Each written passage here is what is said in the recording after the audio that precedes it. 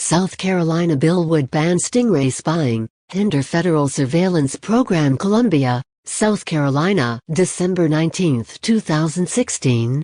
A bill pre-filed in the South Carolina House would ban the use of stingrays to track the location of phones and sweep up electronic communications.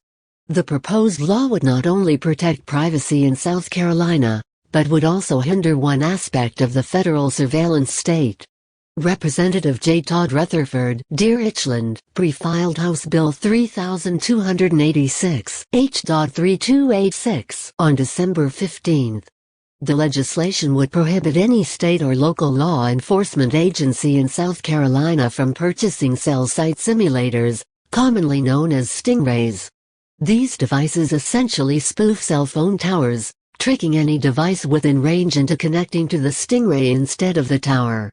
This allows law enforcement to sweep up communications content, as well as locate and track the person in possession of a specific phone or other electronic device. Under the proposed law, any police department already in possession of stingray technology would have to discontinue its use and discard it. H.3286 would impose a complete ban on the use of cell site simulators in the state. Two other bills pre-filed in the South Carolina House would take a more limited approach to addressing stingrays in the state.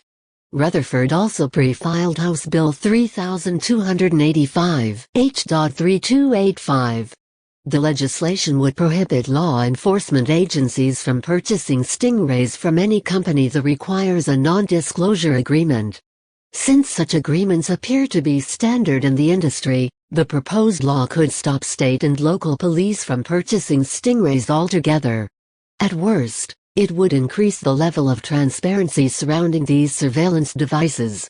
Representative Chazar McKnight, D. Lake City, pre-filed House Bill 3263, H.3263. This legislation would prohibit state and local law enforcement from entering into a confidential agreement with a federal agency to employ cell site simulator technology without obtaining a warrant. Impact on federal surveillance programs. The federal government funds the vast majority of state and local stingray programs, attaching one important condition. The feds require agencies acquiring the technology to sign non-disclosure agreements. This throws a giant shroud over the program, even preventing judges, prosecutors and defense attorneys from getting information about the use of stingrays in court.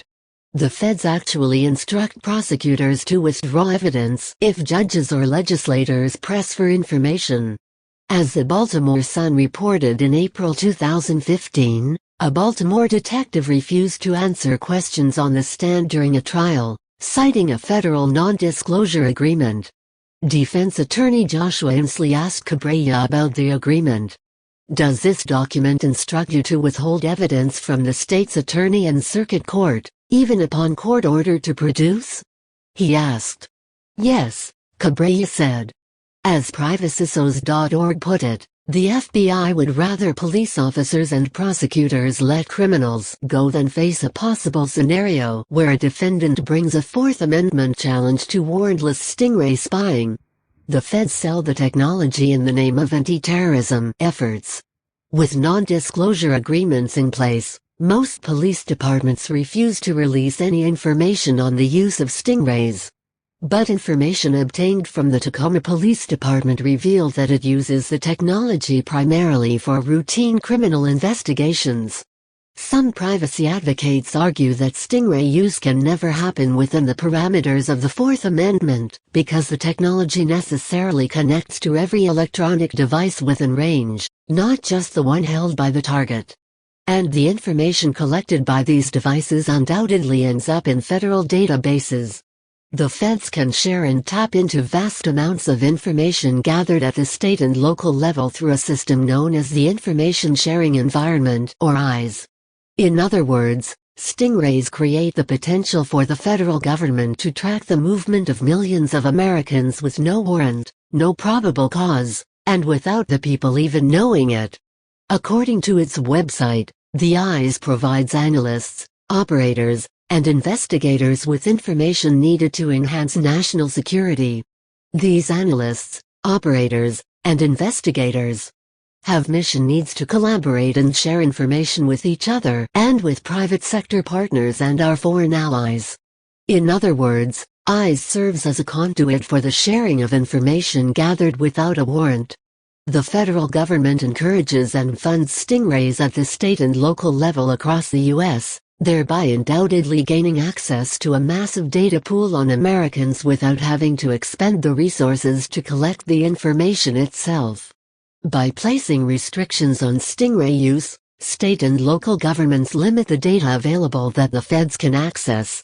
In a nutshell, without state and local cooperation, the feds have a much more difficult time gathering information.